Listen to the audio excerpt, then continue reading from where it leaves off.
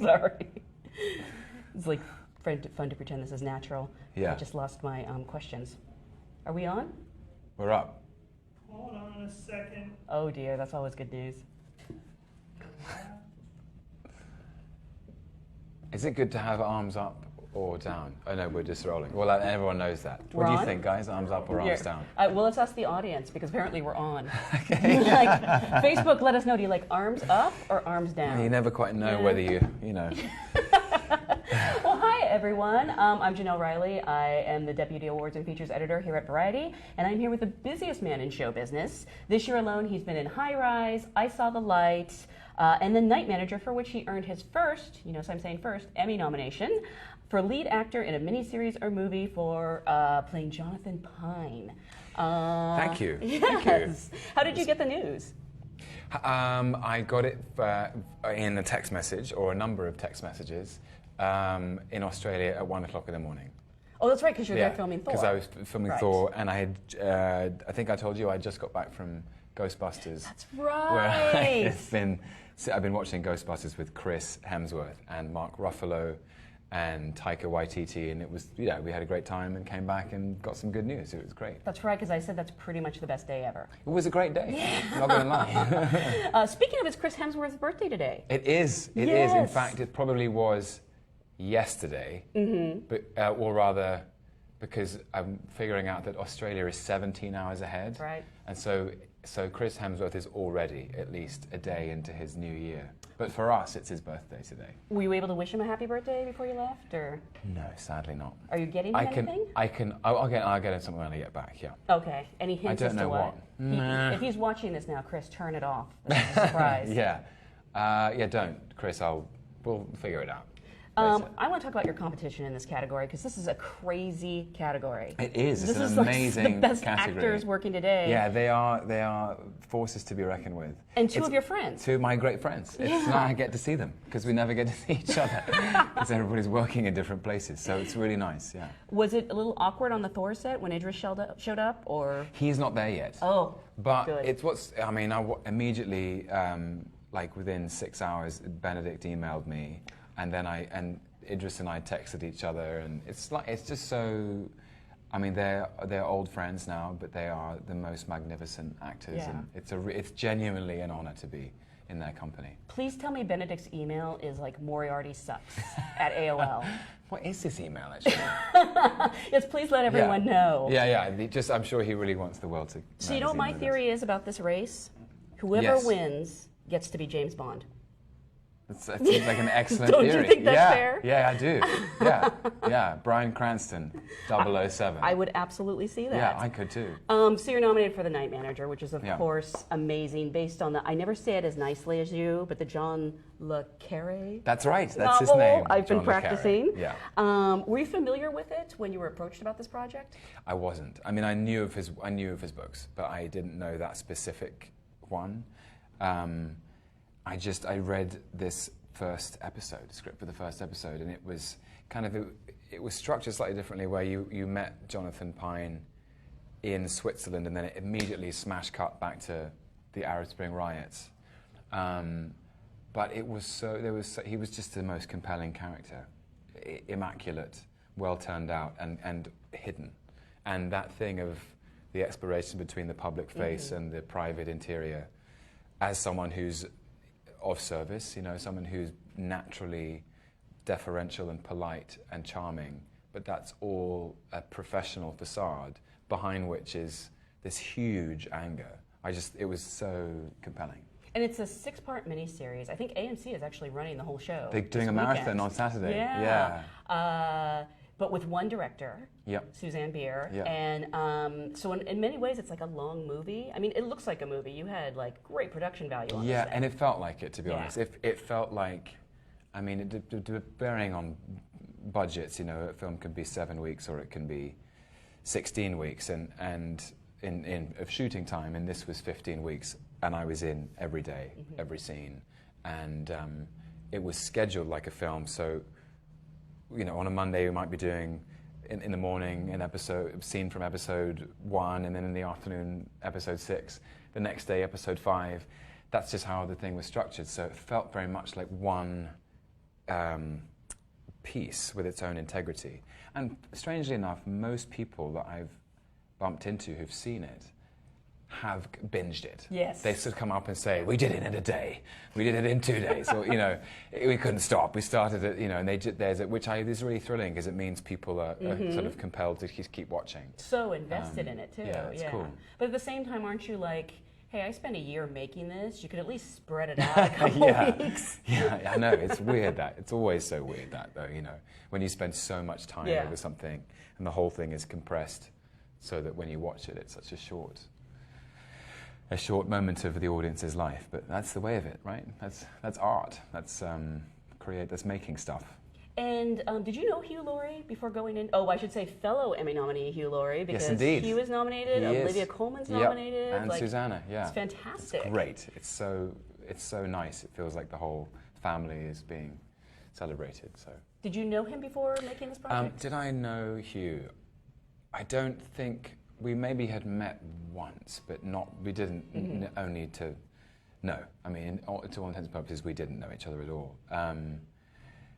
But we became, it was one of the easiest working relationships I've ever had. We went out for lunch, I remember, about 2 months before we started, just to sort of say hello.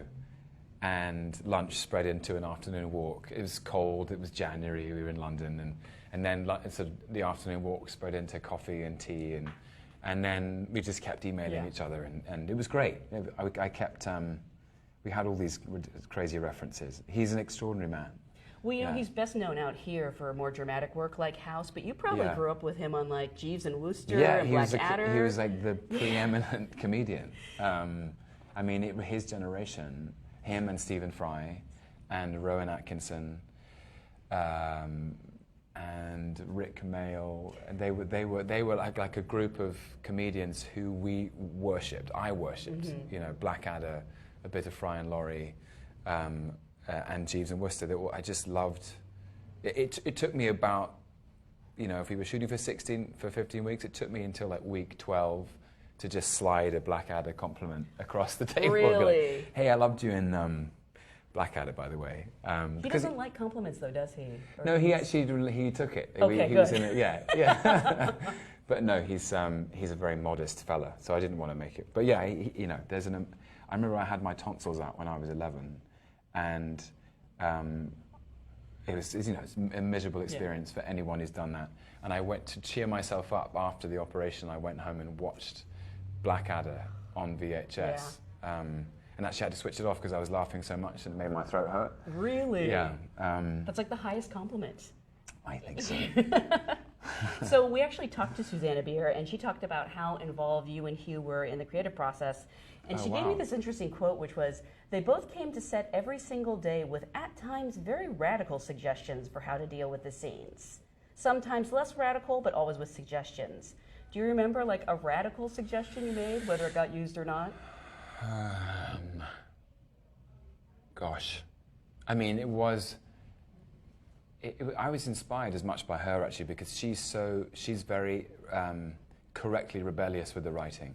It might read as true, and then when she gets on set and she starts to put a scene together in the room, she says, this doesn't feel right, we have to change something around. And it could be an emotional beat, it could be something to do with the way the set has been designed. I'm trying to think of radical reinterpretations. Whether you used it or not, I don't know. I can't. Honestly, it was one of those things where sometimes there are lots of ideas where I can't remember whose idea it was. You just hope that the best idea wins in a way. I do remember asking Susanna if we could not rehearse the scene where Pine finds Sophie. Oh, really? In the first episode, where he finds her. Spoiler alert. Yeah, exactly. Basically towards the end of episode 1, where he sees Sophie for the last time.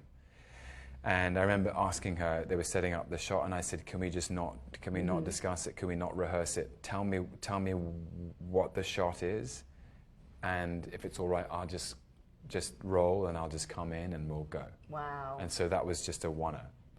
Really, you did that take one time? Yeah. Oh my gosh. Yeah. And I didn't want to see, or Attica, who played Sophie, I didn't want to see her.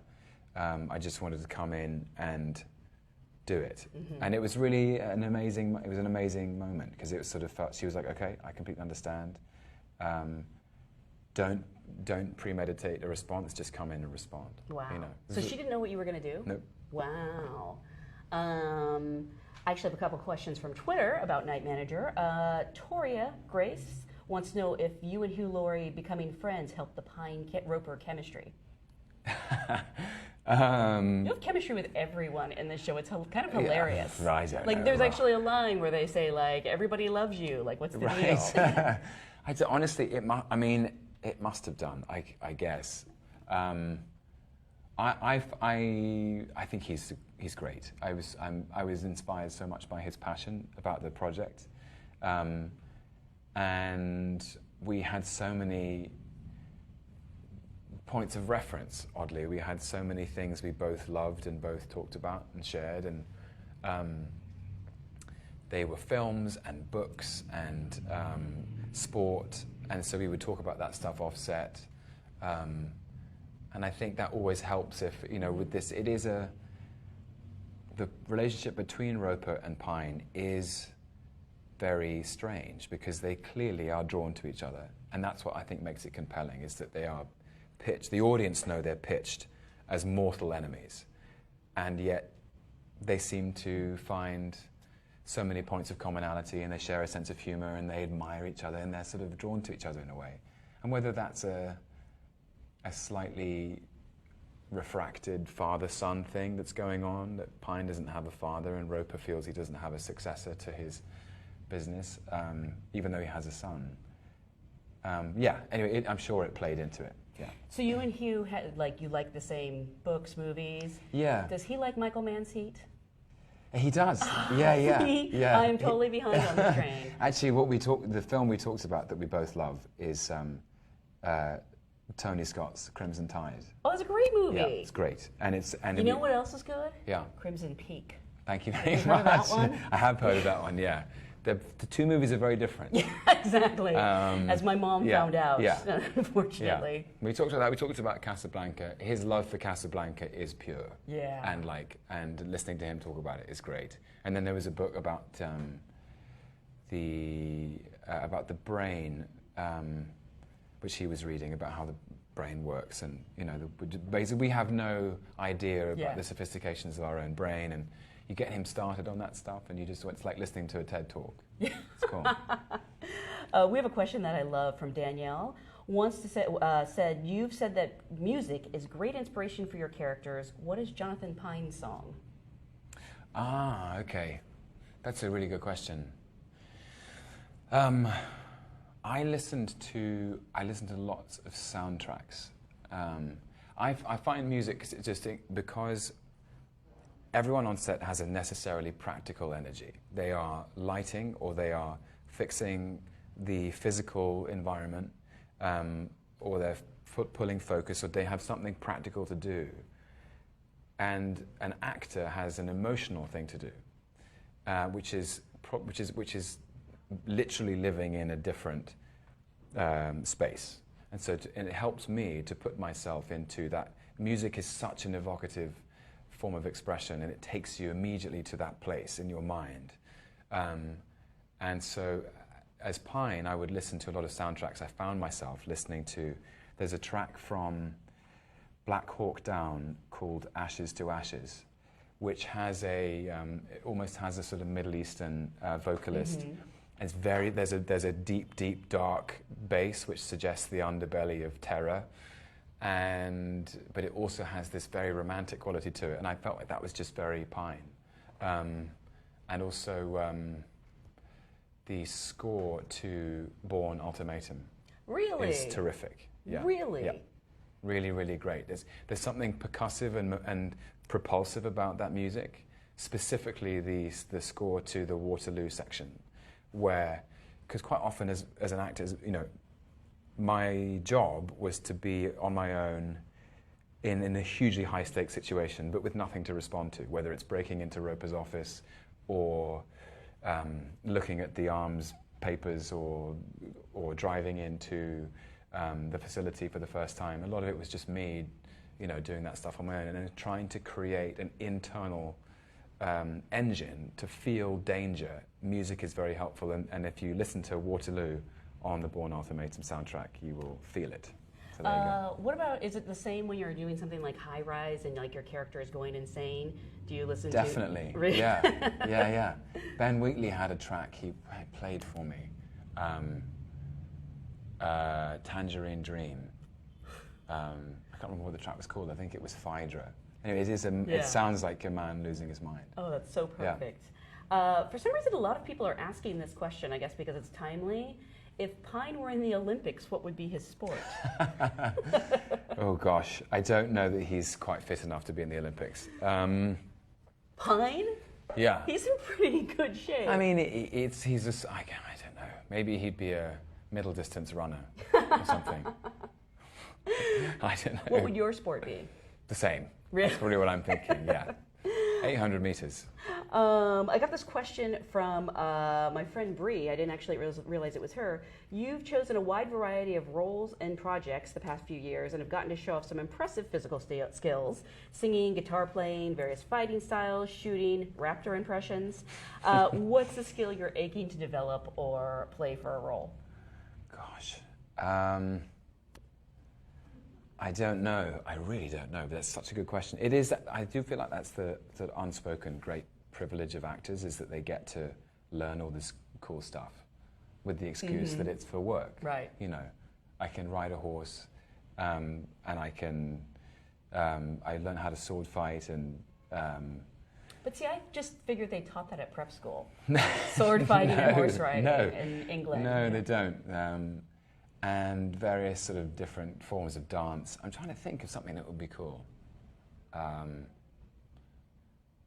the guitar, playing Hank, that was cool. Yeah. I'm trying to think. I don't know. I don't know how to scuba dive. Oh, really? Yeah. Oh, I'd love to do. I can do something you can't. Yeah, you can. You can. There's one there you thing. Go. Yeah. Speaking of playing Hank, you're on a soundtrack. I know. This is so crazy. Yeah. It's like the soundtrack list has your name on it. I know. I find that crazy. Yeah. You're like what do you call it? Like a music star now. A performer. I'm like, it's like the biggest kick I got out of that was I've always used to stay. I've traditionally always stayed to watch the credits. And when you back in the day before like the internet, if you wanted to find out a song that you'd never heard before that you loved in the film, you'd have to wait till the end of the credits and you'd see that song and be like, and it goes by so fast. It goes, so you're like, performed by, written by, and you find the name. And so when I saw the film for the first time and I saw all these songs and it was like performed by Tom Hiddleston, I was like, that is crazy. Tom Hiddleston and the Saddle Spring Boys. Yeah. That is so cool. That was our band name. So, so maybe the Grammy is next. I don't think so. You can get started on your EGOT. I don't think so. I think we'll leave that to Hank. So I want to talk about what's up next. I know you're still filming Thor. Yeah, I mean I've only just started really. Because Mark Ruffalo wrapped. Well, they need to get the Hulk started. I remember this from Avengers. It's like the Hulk takes so much time to sort of cook in post-production that I know that he's always scheduled at the top. It was the same on Avengers. It's like they can get started on making a Hulk as fabulous as he needs to be. So, no, I'm in for the long haul. I won't be done until November. Oh my God. Yeah. And I know that Mark has been sending you passive-aggressive tweets on Twitter about this. The last time Loki and Hulk met up, it did not go so well for you. No, very badly. What can you tell us anything, or will you know? I couldn't. If I did, I would spoil it. But it is okay. So it's no secret. It's been confirmed that Thor, Loki, and the Hulk are going to share space in Ragnarok. So, I hope that is enough to fuel everyone's imaginations as to what might go down between the three of them. And Monica actually has a question. Do you think Loki would ever actually work with the Avengers, and what would that look like?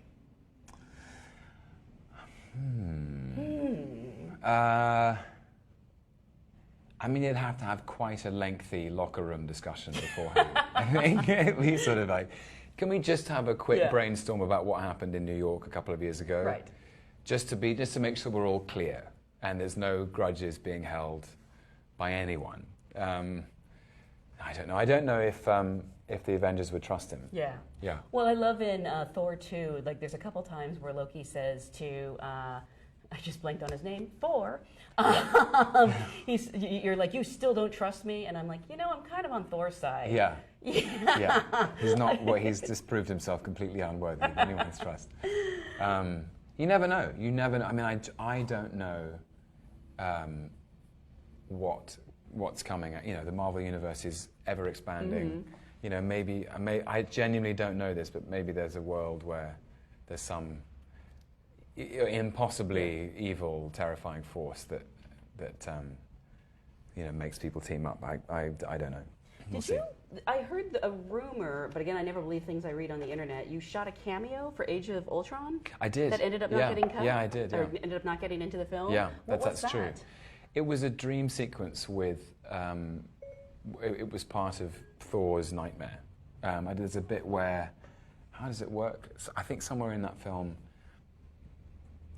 Scarlet Witch shows like all the Avengers their sort of worst case scenario, and Thor had a dream, and he goes to I can't remember where he is supposed to be, but anyway he meets Loki and Heimdall. So Idris was in the scene too,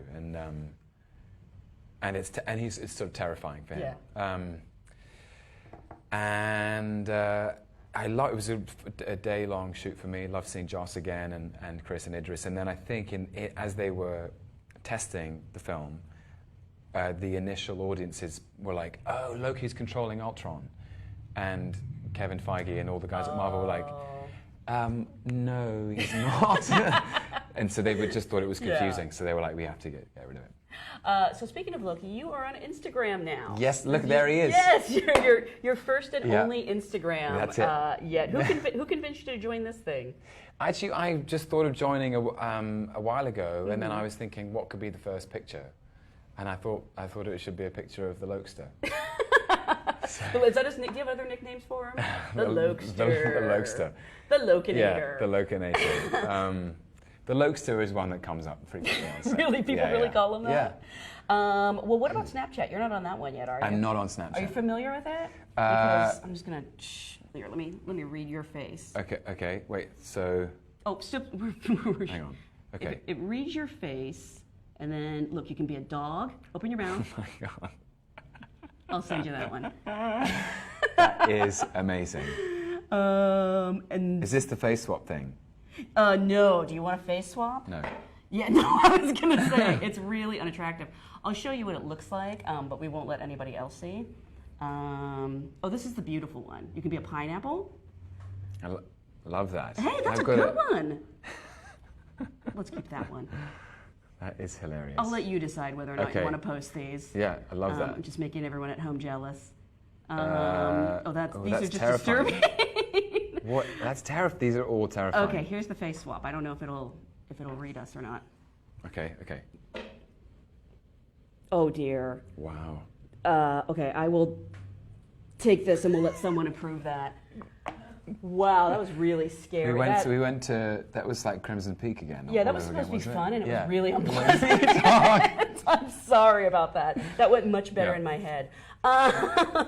So in Thor and Kong Skull Island. Yes. Obviously. Yes. Yeah. You spend a lot of time acting across CGI and green screens. Yeah. How do you prepare for something like that? That's a totally different skill. You know, that's such a good question. It's based. I've always thought of it as pure acting, and it's almost like theatre, because the thing that you're supposed to believe in doesn't exist, and so you have to commit your belief as an actor to your imagination.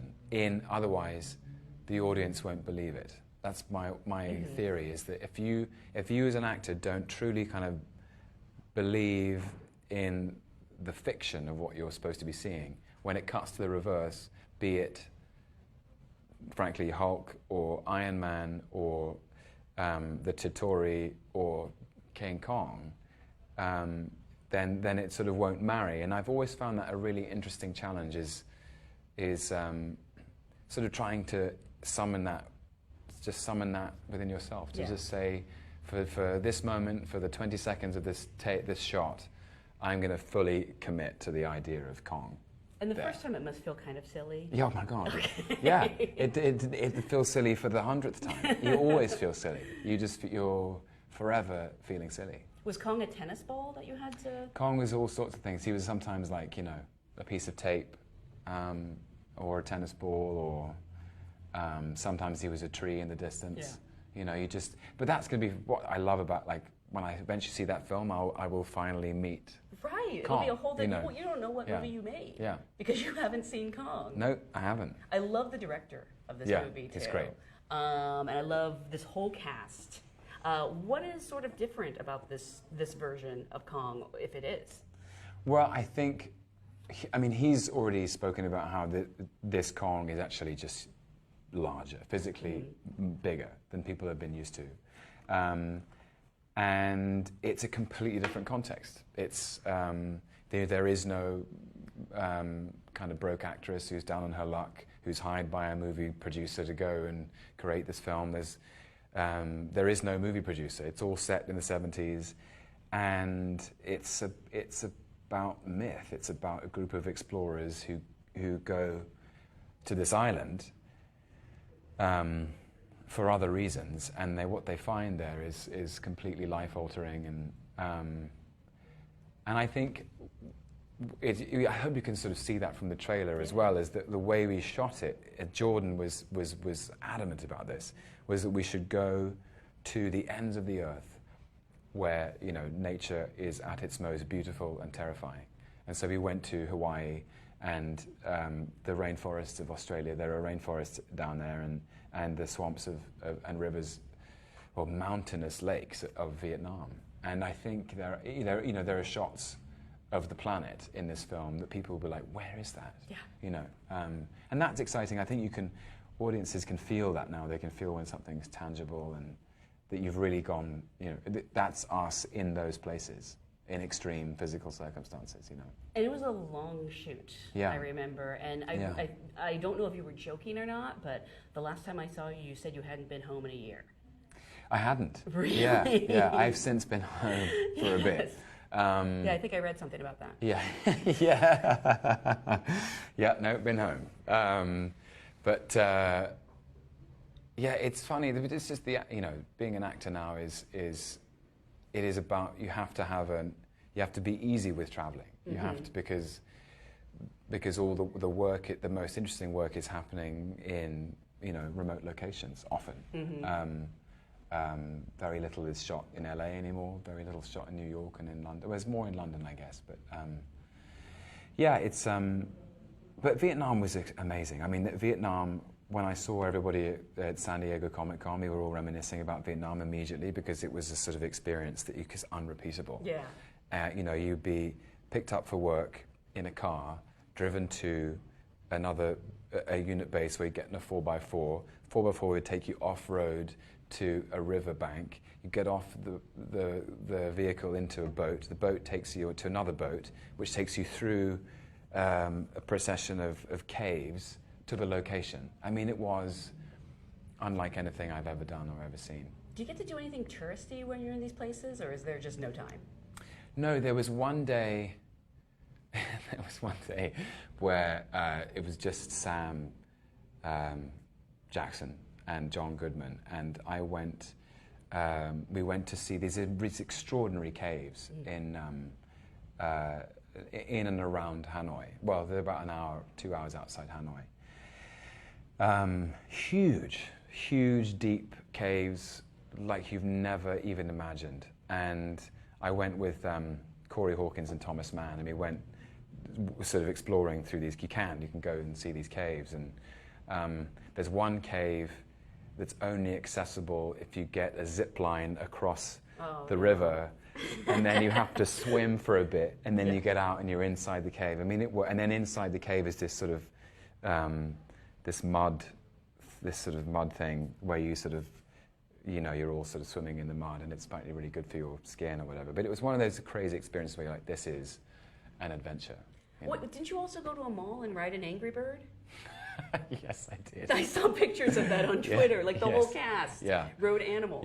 Yeah. We found these things in the mall, and we were like, we have to find those and ride them together. It's amazing. They go at precisely 3 miles an hour. No. Like that's as fast as they go, and so everybody, the whole cast is on a different animal. You know. How'd you get stuck with the Angry Bird? I think I was the last person to arrive. But it's, just the most surreal sight, seeing Brie Larson and John C. Reilly riding around a shopping mall on a bird that goes, on a little animal that goes at 3 miles an hour. That's where I saw it. She posted a photo on Twitter. Yeah, that's right. That was with no explanation. No. Just the whole cast sitting on animals. Yeah. We have a question, where was it? Oh, from Gina Gomez, wants to know, what's your favorite part about working with Chris Hemsworth? Oh, wow. He is hilarious. Really? Truly, I think people are starting to kind of cotton on to that now. And I think that's my favorite thing. And I've known him for 7 years. Mm-hmm. And, you know, even when I haven't seen him for a bit, we just pick up where we left off. And we've got all of these running jokes now. And he's just great. He's like, you know, he's just one of my oldest friends. And to have this continued relationship is it's so fun. It really is the best fun. And Ariana, I'm sorry I'm mispronouncing these names. I feel your pain. Ariana wants to know, what's the hardest role you've ever played and why? Oof.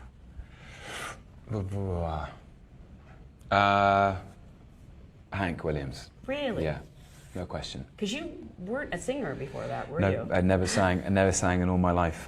So I'm just looking at it, and there he is. Yeah. There was so much about that. That was foreign territory for me. It was, you know, a 40s Alabama accent, extreme alcoholism, a musical talent that has become iconic in American culture, weight loss, the ferocity of the script, the sort of the self-destructive instincts he had, singing, playing, there's a cocktail. It was just all over there, and all of those things are things I'd never really touched before. Yeah. And so just to take it all on, felt like I was really out of my comfort zone. And you know, initially I was sort of terrified, but it's the sort of terror that spurs you on, because I knew that I had a duty to get it right, and because you know you're playing with someone's legacy, and so you have to do everything you can to do it right. So that's the hardest I've ever played, I think. It's so strange because you're not the first person I think anyone would think of to play Hank Williams. No. And yet when you see you in the costume and the singing, it like makes perfect sense. But did you ever have a moment like, wait, you want like a Shakespearean trained Englishman to play Hank? I mean, the funny thing is that Mark Abraham never questioned it. Yeah. And I trusted his confidence. It was really amazing. He never ever doubted it. And I think it's because we'd met a bunch of times, and he realized, like, well, this guy he's not really like any of the characters he's played. He's not like Loki, or he's not like, he'd seen The Deep Blue Sea as well. And he just trusted that I would be able to do it, and somehow I took his trust, and that spurred me on. And I could see that I looked a bit like him, but everything else was... A lot in the movie, yeah. We have a lot of questions about your theater work. A lot of fans of Coriolanus wants to know if there's something you do again in the near future, and would it be a more modern play or a classic this time? Interesting. I mean, I feel like I have so many... I'm so curious about modern stuff lately, and I find myself reading very contemporary fiction, because I think the modern world is in a really interesting place. Mm-hmm. Sometimes, to comment on the modern world, sometimes the most effective and most powerful way of speaking about the contemporary world is to do something classical in film or in theatre. I think you see that a lot, actually. And you get these resonances I don't know. I do have a plan, but I can't tell you what it is yet. Is that quite a few people? But Amanda asked, said in an interview in May, you spoke about a forthcoming Shakespeare project. Is that what you're hinting at? There maybe, yeah. I mean, there is. I have an idea. I have a couple of ideas, but I think I always will. Like, Shakespeare feels to me like it's a sort of. Maybe it's just the way I was trained or the culture I came from. It's not something. I feel like it's at the center of everything. You can. It's such a grounding tradition, and it's sort of because those are the best stories, and it always gives you a way of anchoring references to other stories. You know, I mean.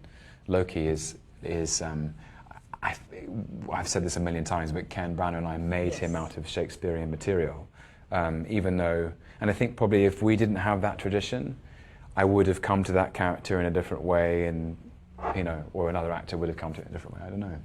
So my hope is that I'll have a career that can always touch Shakespeare somewhere. And actually, Marilyn wanted to know, what's your favorite Shakespeare role? Oof. Gosh. That you've played or not played? Is there one you're dying to play? So many. Yeah. I mean, honestly, they all. The thing about his writing is that it speaks to you at every stage of your life. So that when you're young, you really empathize with sort of the passion and the rebelliousness of a character like Romeo, for example, or Hamlet, maybe. But then as you get older, you become sort of more in touch with the more mature characters. You sort of start to sort of relate in a different way to other characters, whether it's Lear or Benedict or some of the sort of senior figures.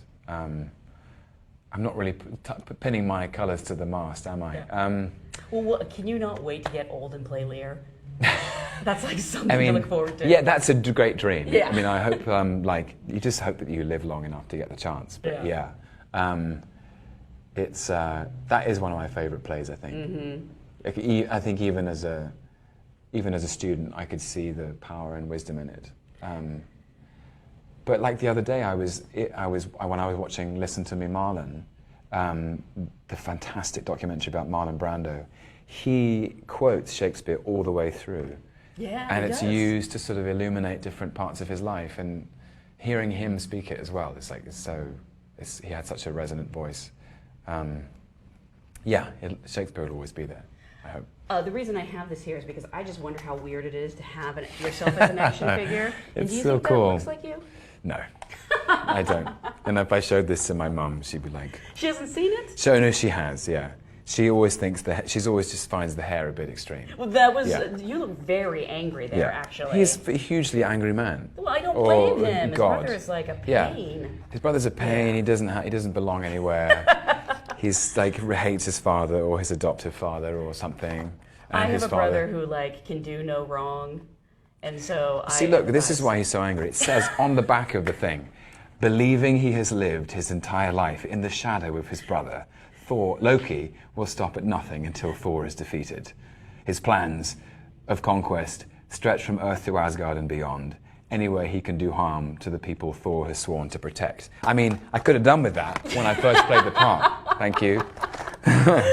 The reason I have this actually is funny. My mom knows that I like Loki, because that was also my dog's name, but no relation. Look, my Loki came before yours. But so she's found a Loki doll at the store and was like, oh, Janelle will like this. And it was some knockoff. I mean, his costume was yellow. And I didn't have the heart to break it to her that that wasn't the Loki. Yeah. So some person on Instagram, some lovely person, felt sorry for me and sent me that. That is so sweet. Isn't that great? Yeah. I don't know if I've ever actually seen that one. That's from the first one. That's from Thor 2. You're right, because I was upset he didn't have a scepter. Dark World. He's got his knives, you see, and he's got the trench coat of doom. You've got to steal some clothes from the set. It's so hard to steal from they are. Everything gets taken off me as soon as it leaves, And frankly, they don't look comfortable, so. It's a rig. It's a rig to get into. So I think everyone just wants to know what you're doing next. I don't officially know that yet. Mm-hmm. Yeah. It's a sort of interesting time where there's a few. I mean, there's like lots of possibilities, but I haven't kind of locked on anything yet. Do you yourself ever look at this last year and think, boy, that was crazy of me to have two movies, a miniseries, film two movies? I mean, well, I remember the experience of it. 2014 was the year I felt it most physically, because I did 50 performances in 2014. I did 50 performances of Coriolanus, Crimson Peak, High Rise, and I Saw the Light. And at the end of that year, I was just wiped. And then I went straight into The Night Manager because I'm a sucker for punishment. But I'm just delighted by it. Yeah. I feel so genuinely grateful that I'm allowed to do, or have been allowed to do, so many different various things. That's everything I dreamed of. Like when I became an actor almost 20 years ago now, I dreamed of having a career which would involve lots of variety. I wouldn't be just doing one thing all the time. I could do theatre, I could do film, I could do television, I could play lots of different parts. And that has felt like the thing I've fought for the hardest as I've tried to make my way, is never to repeat myself, always to try and to sort of push myself into new territory, be out of my comfort zone, because that's where you learn.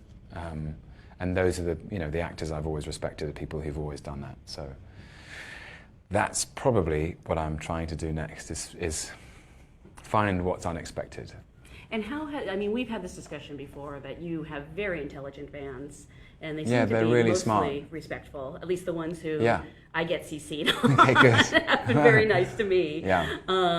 But how does that sort of change your life? You're active on social media. You mean having fans, or just being on social media? Being so good at interacting with them.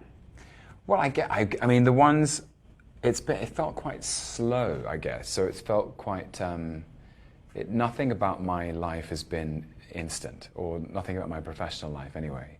In that it's sort of been quite steady, and I've actually, a lot of the people that I think are active on social media anyway, people I've actually met somewhere at Comic-Con or at a premiere, and you put a face to a name and you go, and so that's sort of the people who first, came to see me in Othello almost 10 years ago now.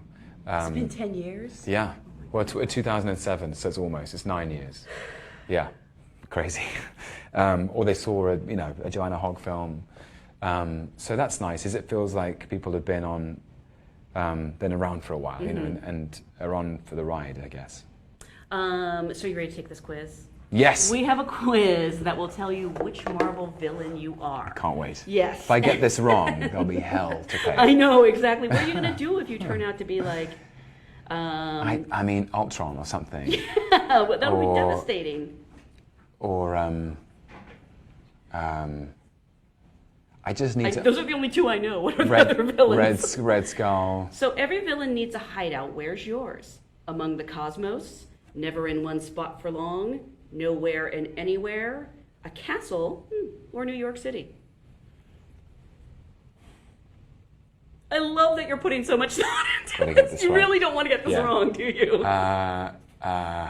New York City. Really? I mean, that's the Avengers, right? Tries to take over New York. Oh, see, you're trying to beat this quiz. I am. Oh, well, that never works well. Should I go back? No, that was your answer. Okay. Before you were a villain, you had a childhood. How was yours? Your parents didn't notice you. You were the outcast, always on the run, alone on a quest for vengeance, or a patriotic family?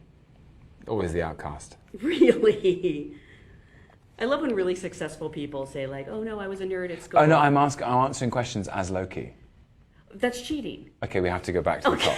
I'm sorry. I'm trying to beat the quiz. We're going back to the top. I'm going to answer. Do you like that I have rules for my internet? Okay. By the way, this is a Play Buzz quiz. I feel I should give him a shout out. Okay, so every villain needs a hideout. Yeah. Where's yours? New York, nowhere and anywhere, among the cosmos, never in one spot for long, or a castle? Never in one spot for long. That's so true. Yeah. Before you were a villain, you had a childhood. How did yours go? Outcast, alone on a quest for vengeance, patriotic family, always on the run, or parents didn't notice you?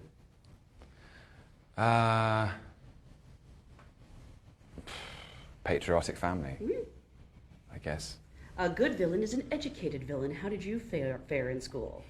Focused on graduating to move on, ditch school when possible, prodigy child, cheated, or self-taught education? What was the first one? Focused on graduating to move on. Probably that one. Yeah. So some villains have a unique scope on life. What do you see? Worldwide peace through control, enforce peace tactically and brutally, to live by no one's rules but your own, a desire of death, or a dark sense of justice? Oh my God. What was the first one? Whoops. Oh no, my problem occurred with this web page. We're never going to get the answer. Oh no, do we have to go and fill them all the same ones? No, I can do this really quick. You were never in one spot for long. Yeah. Patriotic family. Yeah, so I have to just be quick about Yes. this. You already failed in school. No, focus on graduating to move on. Live by no one's rules but your own. Okay, what do you say? A hero confronts you with the intention to fight. What do you say? The fires of the battlefields is where men are born, boy. It's time you were put in your place. Good, you were just getting hungry. Entertain me. Don't you know who I am? You dare challenge me, filth. That sounds like a very Loki line. Yeah, let's do that. Okay. All right, we're calculating the results. This might change the destiny of... You're Red Hulk! Wow. Wow. Wow!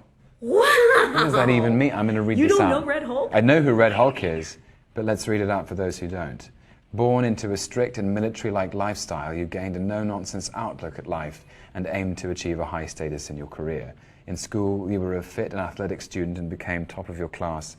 Situated in a successful life which you forged through pain, blood and sweat, you discovered a loved one had become at risk of dying, willingly becoming a test subject to a powerful organization that promised to save them.